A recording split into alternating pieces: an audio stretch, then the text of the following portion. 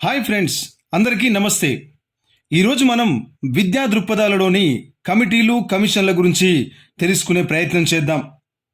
ఈ కమిటీలు కమిషన్లు స్వాతంత్రానికి పూర్వం, స్వాతంత్రం తర్వాత కూడా ఉన్నాయి. అయితే ఆ కమిటీలు లేదా కమిషన్ల యొక్క పేర్లు, వాటి సంవత్సరాలని ఆర్డర్ వైజ్గా తెలుసుకునే ప్రయత్నం చేద్దాం. ఫ్రెండ్స్, వీటిలో నుంచి ప్రీవియస్ డిఎస్సిలో ఒక 3-4 ప్రశ్నలు రావడం జరిగింది. కాబట్టి జాగ్రత్తగా చూడండి, నేర్చుకునే ప్రయత్నం చేయండి. స్వాతంత్రానికి పూర్వం కమిటీలు లేదా కమిషన్ల గురించి తెలుసుకుందాం. మొదటిసారిగా తొలి యూరోపియన్ ప్రయత్నాలు జరిగాయి. తర్వాత ఈస్ట్ ఇండియా కంపెనీ పరిపాలన జరిగింది. చార్టర్ చట్టం వచ్చింది 1813 సంవత్సరం. తర్వాత పాక్ పశ్చిమ వివాదం జరిగింది. మెకాలే మినిట్స్ ఆఫ్ ఎడ్యుకేషన్ వచ్చింది 1854 సంవత్సరం. వుడ్స్ డిస్పాచ్ లేదా వుడ్స్ నివేదిక లేదా వుడ్ తాకీద్ వచ్చింది 1854. ఇది ప్రీవియస్ డిఎస్సి ప్రశ్న. ఇండియన్ ఎడ్యుకేషన్ కమిటీ వచ్చింది 1882 నుంచి 83 మధ్యలో. భారతీయ విద్యా కమిషన్ వచ్చింది 1882.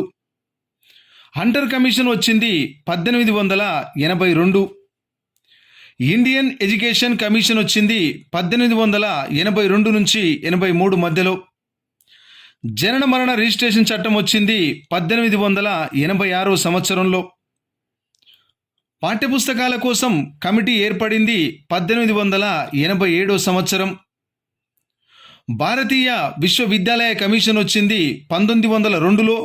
మళ్ళీ అదే కమిషన్ ఏర్పాటు చేసింది 1948లో. దీన్నే లార్డ్ కర్జన్ కమిషన్ అని కూడా అంటాం. గోఖలే తీర్మానం వచ్చింది 1911లో. కానీ దాని తీర్మానం ఇంతకుముందు చేసింది 1902 నుంచి 1912 మధ్యలో. సాడ్లర్ కమిషన్, దీన్నే కలకత్తా విశ్వవిద్యాలయ కమిషన్ అంటాం. ఇది వచ్చింది 1917 సంవత్సరంలో. ఇది ప్రీవియస్ డిఎస్సిలో వచ్చిన ప్రశ్న. హట్నా కమిటీ ఏర్పడింది 1929 సంవత్సరంలో. భారత ప్రభుత్వ చట్టం ఏర్పడింది 1935 సంవత్సరంలో. ప్రాంతీయ చట్టం వచ్చింది 1937లో. ఎబాట్ వుడ్ నివేదిక వచ్చింది 1937 సంవత్సరంలో. బేసిక్ విద్యా విధానం, దీన్నే ప్రాతిపదిక విద్య అని కూడా అంటారు. ఇది వచ్చిన సంవత్సరం 1937. జాకీర్ హుస్సేన్ కమిటీ వచ్చింది 1938 సంవత్సరంలో. సార్జెంట్ రిపోర్ట్, దీన్నే సార్జెంట్ ప్లాన్ అని కూడా అంటాం. ఇది వచ్చింది 1944లో. ఫ్రెండ్స్, ఇవి మనం చదివినటువంటి స్వాతంత్రం పూర్వం కమిటీలు కమిషన్లు. ప్రారంభం తొలి యూరోపియన్ ప్రయత్నాలు, దాని తర్వాత చార్టర్ చట్టం నుండి మొదలు పెడితే సార్జెంట్ రిపోర్ట్ వరకు స్వాతంత్రానికి పూర్వం కమిటీలు కమిషన్లు. ఇప్పుడు మనం స్వాతంత్రం తర్వాత కమిటీలు కమిషన్ల గురించి తెలుసుకునే ప్రయత్నం చేద్దాం. స్వాతంత్రం తర్వాత వచ్చిన మొదటి కమిషన్ ఏది అంటే రాధాకృష్ణ కమిషన్. దీన్నే విశ్వవిద్యాలయ కమిషన్ అని కూడా అంటారు. ఇది ప్రీవియస్ డిఎస్సిలో వచ్చిన ప్రశ్న. రాధాకృష్ణ కమిషన్ లేదా విశ్వవిద్యాలయ కమిషన్ ఏర్పడిన సంవత్సరం 1948 నుంచి 49 మధ్యలో.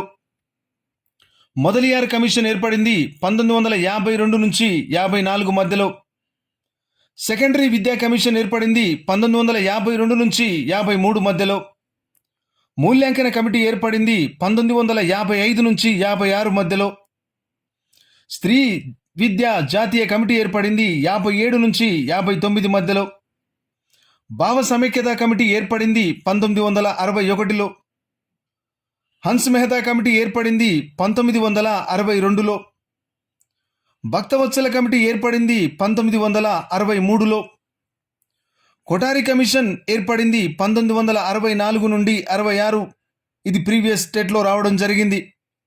జాతీయ విద్యా విధానం ఏర్పడింది 1968లో. దాని తర్వాత 1905-38లో కూడా జాతీయ విద్యా విధానం ఉంది.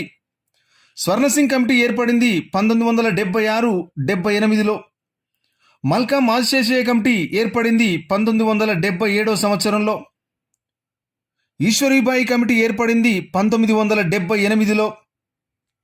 యునెస్కో అంతర్జాతీయ విద్యా విధానం ఏర్పడింది 1978లో.